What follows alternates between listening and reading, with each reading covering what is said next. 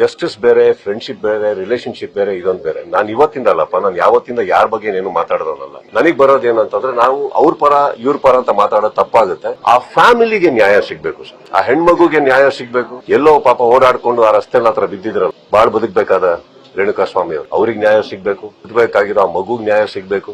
ಎಲ್ಲದಕ್ಕಿಂತ ಹೆಚ್ಚಾಗಿ ನ್ಯಾಯದ ಮೇಲೆ ಎಲ್ಲರಿಗೂ ಒಂದು ನಂಬಿಕೆ ಹುಟ್ಟಬೇಕು. ಇದಕ್ಕೆ ಒಂದು ಒಳ್ಳೆ ನ್ಯಾಯ ಆಗ್ಬೇಕು. ಏನೋ ಸರ್ ಅದೇನೋ ಸರಿ ಕಾಣಿಸ್ತಾ ಇಲ್ಲ ದ ಹೋಲ್ ಅಟ್ಮಾಸ್ಫಿಯರ್. ಅಂಡ್ ಇದಕ್ಕಿಂತ ಹೆಚ್ಚಾಗಿ ಚಿತ್ರರಂಗಕ್ಕೆ ಒಂದು ನ್ಯಾಯ ಸಿಗ್ಬೇಕಾಗಿದೆ ಸರ್ ಇವತ್ತು. ಕಾರಣ ಏನಂತಂದ್ರೆ, ಇದು ಯಾವ್ದೋ ಚಿಕ್ಕ ಚಿಕ್ಕ ವಿಚಾರ, ಯಾವ್ಯಾವ್ದೋ ವಿಚಾರಗಳು ನಡೀತಾ ಇರೋದೇನಿದೆ, ಚಿಕ್ಕ ಚಿಕ್ಕ ವಿಚಾರಗಳು ನಾನು ಹೇಳ್ತಾ ಇರೋದು ಹಿಂದೆಯಿಂದ ತಗೊಂಡ್ರು ಪ್ರತಿ ಟೈಮಲ್ಲೂ ಚಿತ್ರರಂಗದ ಮೇಲೆ ಏನಾದ್ರು ಒಂದು ಬರ್ತಾ ಇರುತ್ತೆ. ಜನ ಬರ್ಲಿಲ್ಲ ಅಂದ್ರೆ ಚಿತ್ರರಂಗ, ಸಿನಿಮಾ ಚೆನ್ನಾಗಿಲ್ಲ ಅಂದ್ರೆ ಚಿತ್ರರಂಗ, ಅದಕ್ಕೆ ಎಲ್ಲಾದ್ರೂ ಇವಾಗ ನಡೀತಾ ಇರೋ ಸಿಚುವೇಶನ್ ನೋಡಕ್ ಹೋದ್ರೆ ಐ ಥಿಂಕ್ ಚಿತ್ರರಂಗಕ್ಕೆ ಒಂದು ಕ್ಲೀನ್ ಚಿಟ್ ಬೇಕಾಗಿದೆ ಇವತ್ತು. ಇದು ಎಲ್ಲದಕ್ಕೂ ಒಂದು ತೀರ್ಮಾನ ಸಿಕ್ಕಿ ಕರೆಕ್ಟ್ ಆಗಿರೋ, ಯಾರು ಆರೋಪಿಗಳು ಅಂತ ಅನ್ಕೊಂತಾರೋ, ಕರೆಕ್ಟ್ ಆಗಿ ಯಾವ್ದು ಜಡ್ಜ್ ತೀರ್ಮಾನ ಮಾಡ್ತಾರೋ, ಅದೆಲ್ಲ ಸೇರಿ ಒಂದು ನ್ಯಾಯ ಸಿಕ್ಕಿದಾಗ ಎಲ್ಲದಕ್ಕಿಂತ ಹೆಚ್ಚಾಗಿ ಚಿತ್ರರಂಗನು ಅಷ್ಟೇ ಖುಷಿ ಪಡುತ್ತೆ ಸರ್. ಆ ಫ್ಯಾಮಿಲಿಗಾಗ್ಲಿ ಎಲ್ಲರಿಗೂ ಒಂದು ನ್ಯಾಯ ಸಿಗ್ಬೇಕು.